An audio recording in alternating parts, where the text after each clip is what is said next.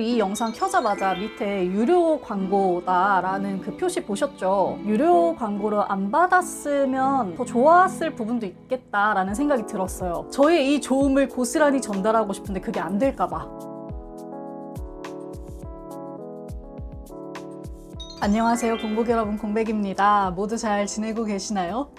여러분들 혹시 책 한 권 읽는데 시간 얼마나 걸리세요? 물론 책의 내용과 분량에 따라서 다르겠지만 보통 뭐 한 250페이지에서 300페이지 정도 되는 단행본 소설이라고 했을 때 쉽지도 어렵지도 않은 난이도의 소설이라고 한다면 저는 한 2시간 초반 정도 걸리는 것 같아요. 그런데 얼마 전에 제가 읽은 책이 250페이지였거든요. 평소 같았으면 2시간 안쪽으로 훌렁 읽을 수 있는 분량인데요. 제가 이 책을 읽는데 얼마나 걸렸냐면 장장 한 4시간 반? 5시간 정도가 걸렸습니다. 평소보다 엄청 길게 읽었죠. 그렇다고 뭐 이게 막 골머리 썩으면서 막 되게 괴롭게 읽은 게 아니라 진짜 집중해서 완전 재밌게 꼭꼭 씹어 먹었거든요. 이런 느린 템포의 독서가 굉장히 좀 즐거웠기 때문에 그 책과 경험을 여러분들과 공유해 보려고 합니다. 일단 책을 먼저 소개해드리고 시작해야겠죠.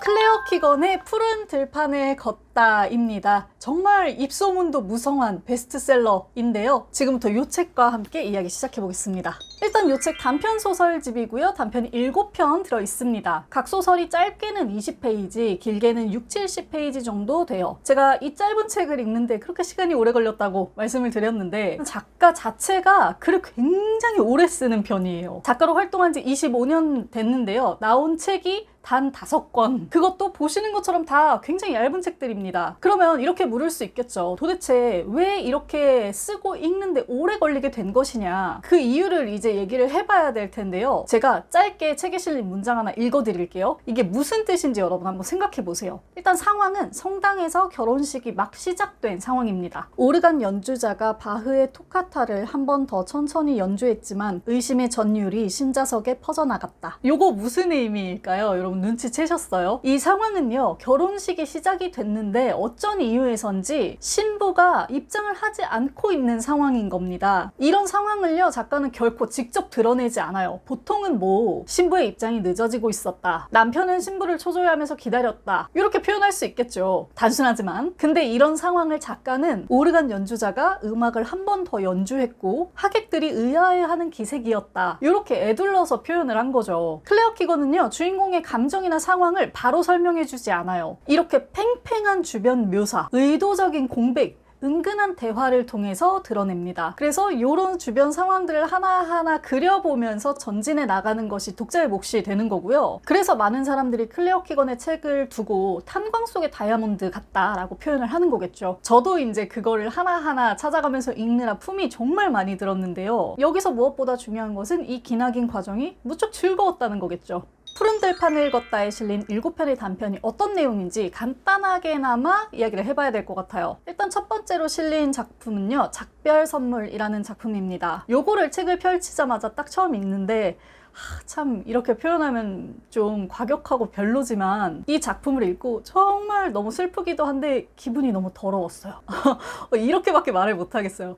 이 소설 첫 시작에는 굉장히 평범해 보이는 가정이 등장합니다. 딸은 어딘가 다른 지역으로 떠날 준비를 하고 있고요. 엄마가 이제 뭐 밥은 먹었니? 짐은 잘 쌌니? 하면서 딸을 챙겨주고 있는 상황이에요. 그리고 오빠도 이 동생을 배웅해주기 위해 나와 있고요. 그런데 사실 이 딸은 이 집에서 아버지란 사람에게 지속적으로 성적인 학대를 당해온 사람이고요. 엄마는 이 사실을 알고도 남편을 불쾌해할 뿐 딸을 지켜주지 못해요. 이 모든 인생을 꾹꾹 참던 딸이 떠나는 날, 이 잠깐의 이야기를 다룬 20쪽짜리 굉장히 짧은 소설인데 저는 이 소설 읽고 다음 소설로 바로 넘어갈 수가 없었어요. 짧지만 굉장히 서러웠고 좀 폭발력이 있는 소설이었습니다. 첫 번째 소설 다 읽고 한숨 돌리고 그리고 다음으로 마주하게 되는 소설은 푸른 들판을 걷다입니다. 표제작이죠. 제가 인트로에서 여러분들께 들려드렸던 그 문장이 실려있는 작품입니다. 성당에서 결혼식이 이뤄지고 있는데 신부가 결혼식에 늦기도 했고 뭔가 어딘가 그렇게 행복해 보이는 기색이 아니에요. 클레어 키건은 신부의 이런 태도를 다음과 같은 문장으로 표현합니다. 사제는 묵직한 만년필을 드는 신부의 손이 떨리는 것을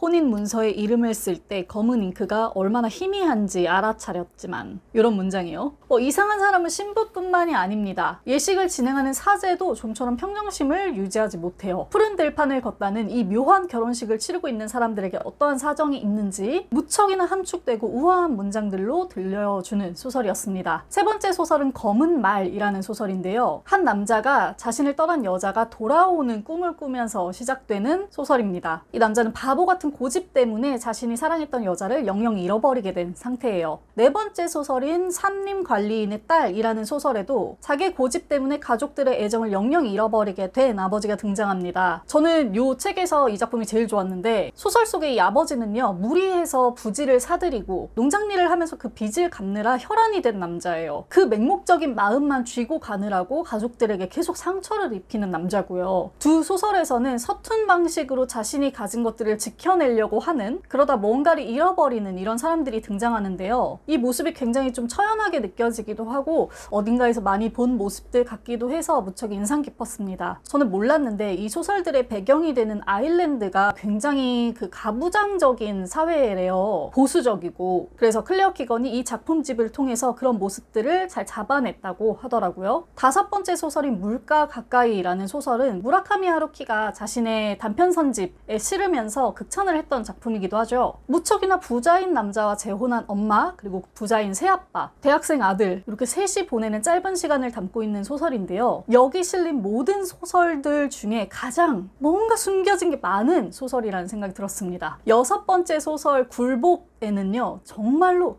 너무너무 꼴보기 싫은 남자가 하나 등장합니다. 이 남자는 진짜 남을 괴롭히기 위해서 살아요. 자신의 시간과 돈과 열정을 다 쏟아부어서 마을 사람들도 괴롭히고 자기 부하 직원도 괴롭히고, 그리고 그 과정에서 엄청난 우열감과 희열을 느끼는 남자거든요. 참 진짜 되게 싫고 찝찝하고 꼴배기였는데 작가가 이런 인간상을 굉장히 잘 표현했다는 생각이 들었고요. 장면 하나하나가 뇌를 콱콱 박히는 느낌이 들었습니다. 마지막 수록작인 키 큰 나무 숲의 밤이라는 소설은 무척이나 신화적이고 신비로운 소설이었는데 이 소설도 굉장히 좋았거든요. 사랑하는 사람한테 버림받고 그 과정에서 아이까지 잃어버린 여자가 있어요. 이 여자가 이제 언덕 위의 한 집에서 살게 되는데 그 집 안에서 자기의 상처와 굴레, 운명 안에서 벗어나게 된다는 내용을 가진 소설이었습니다. 마치 그 매들린 밀러의 키르케를 보는 것 같은 굉장히 기묘하고 강력한 힘이 느껴지는 작품이었어요. 여기까지가 이번 책에 수록된 이 단편 소설들인데요. 이 작품들을 읽는 동안 저는 행간을 읽어내는 재미를 정말 톡톡히 느낀 것 같아요.